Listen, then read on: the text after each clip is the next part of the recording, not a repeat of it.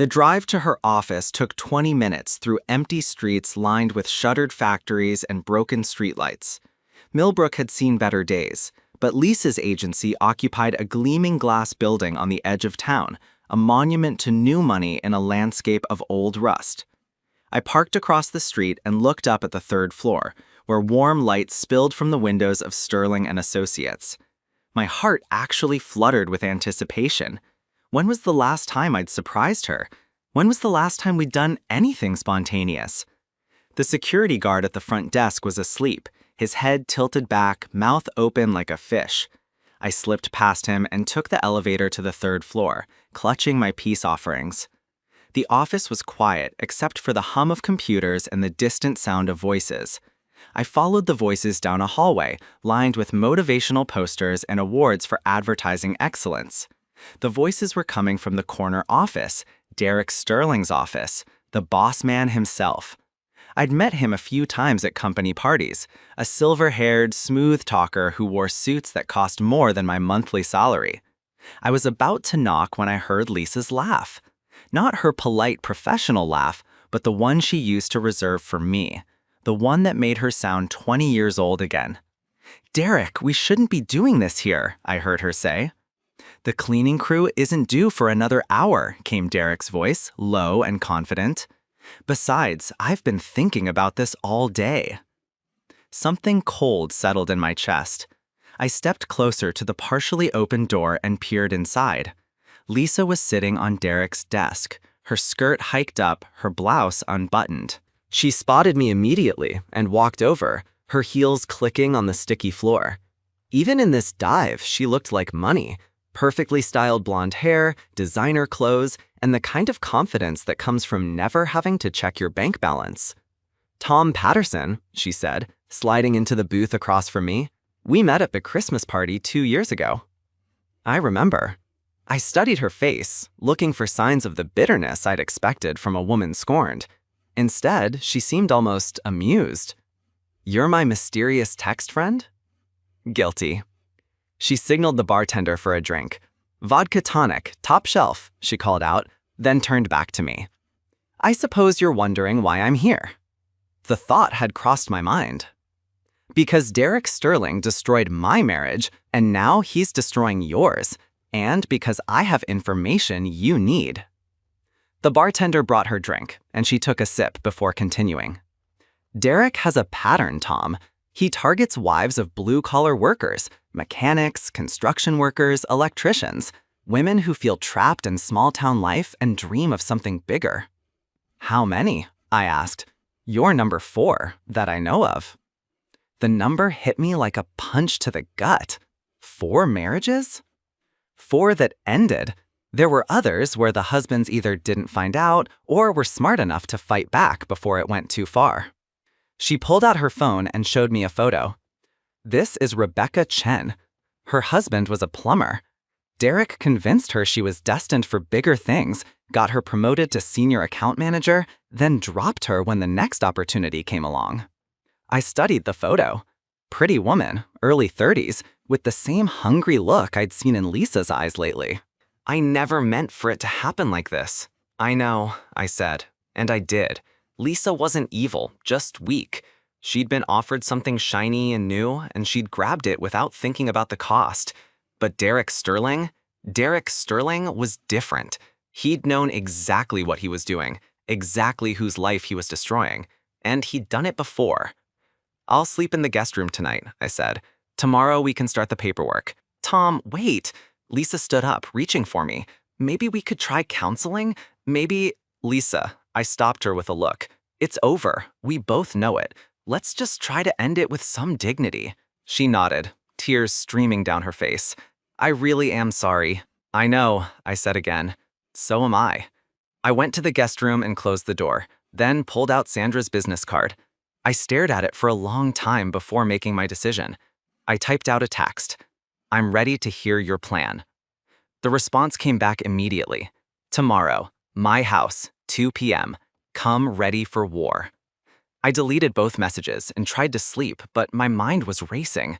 Derek Sterling had won this battle, but the war was just beginning. Sandra's house was everything I'd expected from a woman who divorced a successful advertising executive. Sprawling, modern, and decorated with the kind of ruthless good taste that screamed money. She answered the door in yoga pants and a designer t-shirt, looking like she'd just stepped out of a magazine ad for wealthy divorcees. "Right on time," she said, leading me through a living room that probably cost more than I made in 5 years. "Coffee? Sure." She poured from an espresso machine that looked like it belonged on a spaceship, then gestured for me to sit at a granite kitchen island that could have served as a landing strip. "So," she said, settling across from me with her own cup, "how did the conversation with Lisa go?" "She wants a divorce. Derek's offered her a job in Chicago." Sandra's smile was predatory. "Of course he has. It's part of the pattern. Promise them a bigger life, then isolate them from their support systems. What happens after that?" Derek gets bored and moves on to the next target. The women are left with nothing. No job, no husband, no home. Derek's very good at making sure there are no loose ends that can come back to haunt him. I thought about the photos Sandra had shown me, women who'd looked just like Lisa, hungry for something more than their small-town lives could offer. "What's your plan?" Sandra pulled out a tablet and showed me a detailed timeline. Derek's weakness is his ego. He thinks he's untouchable because he's rich and connected. But every predator has vulnerabilities. She swiped to a financial document. Derek's been skimming money from client accounts to fund his lifestyle. Not enough to trigger an audit, but enough to add up over time. I estimate he's stolen about $200,000 over the past 3 years. "Why haven't you reported him?" "Because theft charges require proof that would hold up in court. What I have is circumstantial, suspicious patterns, unexplained expenses, but nothing definitive." She smiled. "But we're not going to court, Tom. We're going to destroy him in the arena where he's most vulnerable." "Which is?" "His reputation. Derek's business depends on trust. His clients need to believe he's ethical, reliable, professional. If that trust disappears, so does his livelihood." She showed me another document, a list of Derek's biggest clients, their contact information, and detailed notes about their relationships with the agency. Phase 1 is exposure. We're going to make sure everyone in Derek's professional and personal circle knows exactly what kind of man he is. Photos, recordings, testimonials from his previous victims. That's not illegal? Truth is an absolute defense against slander charges. Everything we're going to share is documented fact. I studied the list. Some of the names I recognized: local business owners, politicians, even a few minor celebrities who'd moved to the area for the small-town charm. Phase 2, Sandra continued, is isolation. Once Derek's reputation is destroyed, his clients will abandon him. His business partners will distance themselves. His social circle will evaporate. And Phase 3? Sandra's smile turned cold. Phase 3 is personal. Derek has been using his position and resources to manipulate vulnerable women for years. It's time he faced some consequences. She showed me a final document, a detailed dossier on Derek's business practices, personal habits, and psychological profile. Derek Sterling is a narcissist with sociopathic tendencies. He genuinely believes he's superior to everyone around him, which makes him predictable. He'll try to fight back, but he'll do it in ways that only make him look worse. I closed the tablet and looked at Sandra. "Why are you doing this? Really?" "Because Derek Sterling destroyed my life, and I want him to pay. Because he's going to keep destroying families until someone stops him. And because I have the resources and motivation to see it through. What do you need from me?" "Access. You're still married to Lisa, which means you have legitimate reasons to be around Derek and the agency. You can gather information, document his behavior, maybe even provoke him into making mistakes." "Provoke him how?" Sandra's smile was sharp. Derek's used to dealing with broken men who slink away in shame. He's never faced someone who fought back strategically. We're going to get under his skin, make him angry, force him to show his true colors to people who matter. I thought about it for a long moment. What Sandra was proposing wasn't illegal, but it wasn't exactly ethical either. It was warfare, pure and simple. What happens to Lisa in all this? Lisa made her choice. She chose Derek over you, ambition over loyalty. Whatever happens to her is a consequence of that choice. She's still my wife. For now. But Tom, you need to understand, Lisa isn't going to come out of this unchanged. Derek's pattern is to discard his conquests once they've served their purpose. She's going to get hurt either way. The question is whether Derek faces any consequences for the damage he causes. I finished my coffee and stood up. I need to think about this. Of course, but don't think too long. Derek's already planning his next move, and once Lisa's in Chicago, it'll be much harder to build a case against him. She walked me to the door, then handed me a burner phone. If you decide to move forward, use this to contact me. And Tom, whatever you decide, be careful. Derek Sterling is more dangerous than he looks. I drove home through streets that looked the same, but felt different. Like I was seeing my town through new eyes. Millbrook had always been a small place where everyone knew everyone else's business, but I was starting to realize how much business I'd been blind to. Lisa's car was gone when I got home. She'd left a note on the kitchen table. Gone to file divorce papers. I'll be staying at Angela's until we figure out the details. I'm sorry it ended this way.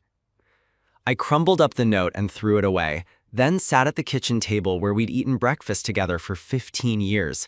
The house felt hollow, like something had been scooped out of it. My phone rang. It was Frank from the gym. "You coming in today?" he asked. "You look like you could use some time with the heavy bag." "Yeah," I said. "I'll be there in an hour." "Good. And Tom, whatever you're thinking about doing, make sure it's something you can live with afterward." I stared at the burner phone Sandra had given me. Frank was right. Whatever I decided to do next, I'd have to live with the consequences. But I'd also have to live with the consequences of doing nothing. Derek Sterling had destroyed 4 marriages that Sandra knew about, and probably more that she didn't. He was a predator who used his position and wealth to manipulate vulnerable women, then discarded them when he got bored. Lisa had made her choice, but she'd made it based on lies and manipulation. Derek had promised her a life he had no intention of giving her, just like he'd done with the others. I picked up the burner phone and typed out a message. "I'm in. When do we start?" The response came back immediately. "Tomorrow. Derek Sterling's about to learn what happens when he picks on the wrong family." I deleted the message and went to the gym.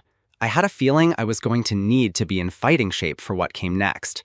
3 weeks later, Derek Sterling's world began to unravel. "Sterling," the woman said firmly, "leave, now." Derek looked around the room, seeing nothing but cold faces and closed expressions. His gaze finally settled on me, and for a moment, I saw something that might have been respect. "This isn't over," he said quietly.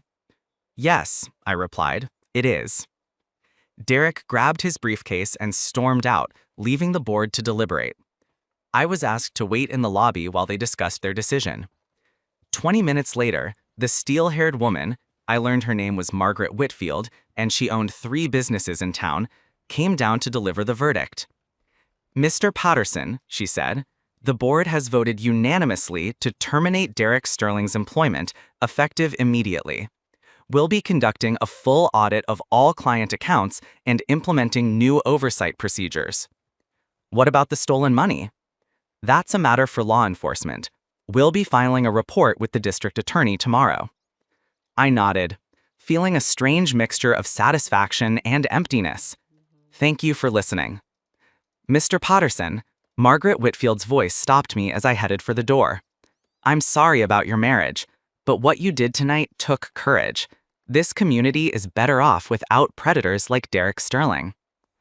I drove home through empty streets, past the gym where Frank had taught me that anger could be a tool or a weapon, past the bar where Sandra had first shown me the truth about Derek Sterling, past the house where Lisa and I had built a life that was now ending. My phone buzzed as I pulled into my driveway. A text from Lisa. "I heard what happened at the board meeting. Derek says you destroyed his life out of spite." I stared at the message for a long moment. then typed back, Derek Sterling destroyed his own life. I just made sure everyone knew about it. Her response came quickly. The job in Chicago is gone. Derek says the agency is trying to scapegoat him. Derek Sterling is a predator who's been destroying marriages for years. You were just his latest victim. I wasn't a victim, Tom. I made my choice. Yes, I typed. You did. And now you get to live with the consequences. I turned off the phone and went inside. The house still felt empty, but it didn't feel hollow anymore. It felt like a place where I could start over, build something new, become someone better. Derek Sterling's career was over. His reputation was destroyed, his pattern of predatory behavior had been exposed, and he'd face criminal charges for the money he'd stolen. Lisa would have to figure out her own path forward, just like the other women Derek had manipulated and discarded. And I would go on, scarred but not broken, wiser but not bitter. Sometimes the good guys don't win. Sometimes they just make sure the bad guys lose. But sometimes that's enough. 6 months later, Derek Sterling pleaded guilty to embezzlement and was sentenced to 3 years in prison. Lisa moved back in with her parents and eventually found work at a small marketing firm in the next town over. We finalized our divorce without drama or bitterness, just two people acknowledging that they'd grown into incompatible strangers. Sandra Morrison sold her house and moved to Florida, but not before establishing a foundation to help victims of workplace harassment and predatory behavior. And me? I kept working on cars, kept training at Frank's gym, and slowly rebuilt my life one day at a time. I never remarried, but I learned to be content with my own company.